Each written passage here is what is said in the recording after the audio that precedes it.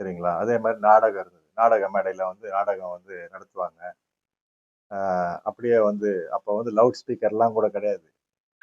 சொந்த குரல்லயே வந்து excuse me நல்லா உரக்கா பேசுவாங்க. அத பார்க்குறவங்கலாம் ஒரு சின்ன டென்ட் கொட்டையில அப்படியே உட்காந்து அப்படியே வந்து காது குடுத்து அந்த நாடகத்தெல்லாம் கேட்டுட்டு போன காலம் அது. அதுக்கப்புறமா வந்து இந்த தாமஸ் ஆல்வா எடிசன் வந்து அவர் பல்ப் எல்லாம் கண்டுபிடிச்ச உடனே அதுக்கப்புறமா ப்ரொஜெக்டர்ஸ்லாம் வர ஆரம்பிச்சது. அப்பவும் பார்த்தீங்கன்னா கருப்பு வெள்ளை படம் தான். அந்த கருப்பு வெள்ளை படத்திலேயே வந்து சவுண்ட் இருக்காது. அதான் ஒலி இருக்காது. ஸோ படம் ஒரு பக்கம் ஓடிட்டு இருக்கும். பக்கத்துல இருந்து ஒருத்தர் வந்து மன்னர் வரார், வரார், வரார். வாழ்க, வாழ்க, வாழ்க. பராக், பராக், பராக். வெற்றி, வெற்றி, வெற்றின்னு சொல்லிட்டு சைடுல இருந்து கத்துவார் ஒருத்தரு. நம்மளுக்கு கதை புரியறதுக்கு. ஏன்னா கதை மட்டும் தான் ஓடிட்டு இருக்கும் திரையில. அந்த மாதிரி இருந்தது. ஊம படம் அப்படின்னு சொல்லுவாங்க இப்பெல்லாம். அதுக்கப்புறம் பாத்தீங்கன்னா இந்த சவுண்டு டெக்னாலஜி அதெல்லாம் கொஞ்சம் அப்படியே கொஞ்சம் வளரும் போது என்ன ஆயிடுச்சு, அந்த ஃபிலிம்லயே சேர்ந்து அந்த மிக்ஸ் ஆகி அந்த சவுண்டும் வர ஆரம்பிச்சது. கருப்பு வெள்ளை திரைப்படங்கள்லாம் வந்தது.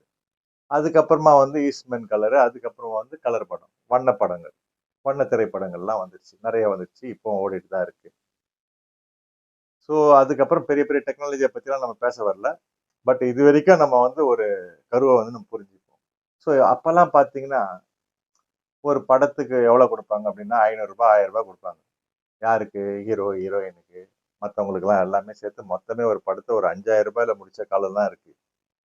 அதுக்கப்புறம் அப்புறம் வளர வளர வளர வளர நடிகருக்குலாம் 5000 ரூபாய் 10,000 ரூபாய் 15,000 ரூபாய் 20,000 ரூபாய் அப்படின்னு கொடுத்துட்டு வந்து 1,00,000 ரூபாய் 2,00,000 ரூபாய் 10,00,000 ரூபாய் 40,00,000 ரூபாய் இப்படின்னு போய் 1,00,00,000 ரூபான்னு போய் அது அப்படியே 100 கோடியா போய் 200 கோடியா போய் 300 கோடியா போய் 1000 கோடி ரூபாய் வரைக்கும் கொடுக்குற அளவுக்கு கூட சில படங்கள் இருக்குது அப்படின்றது நமக்கு தெரிய வருது. இந்தியாவில் மட்டும் இல்ல உலகளாவில இந்தியாவிலயும் வந்து இப்போ 1000 கோடிலாம் வந்து ரொம்ப ஈஸியான ஒரு நடிகரே வந்து 200 கோடி 300 கோடி வாங்குறாரு அப்படிலாம் வந்து சொல்றாங்க. இப்ப பாத்தீங்கன்னா ஏன் அந்த நடிகருக்கு வந்து அவ்வளவு கொடுக்குறாங்க அப்படின்னு சொன்னா எந்த நடிகரோ பேர்லாம் நம்மளுக்கு தேவையில்ல கொடுக்குறாங்க அப்படின்னா அவர் படம் போட்டா மட்டும் அவர் படத்தை தான் வந்து ரசிகர்லாம் வந்து பார்க்கறதுக்கு வராங்க அப்படின்னு சொல்லிட்டு பெரும் முதலாளிகள்லாம் வந்து அந்த மாதிரியான படத்தை எடுக்கிறதுக்கு அவங்க கிட்ட பணம் இருக்கு. சரிங்களா? அதனால வந்து முதலீடு போட்டு என்ன பண்றாங்க, அவருக்கும் குடுத்து கேமராமேனுக்கு பெரிய பெரிய கேமராமேனு அவங்கலாம் வச்சு பல லொகேஷன்ல சுவிட்சர்லாந்துல, அமெரிக்கால எங்கெங்கேயோ போய் படம் எடுக்கணும்னா கூட எடுத்து வெளியிடுறாங்க. அத வாங்குறதுக்கு டிஸ்ட்ரிபியூட்டர்ஸ் வந்து வராங்க. விநியோகஸ்தர்லாம் வந்து வராங்க.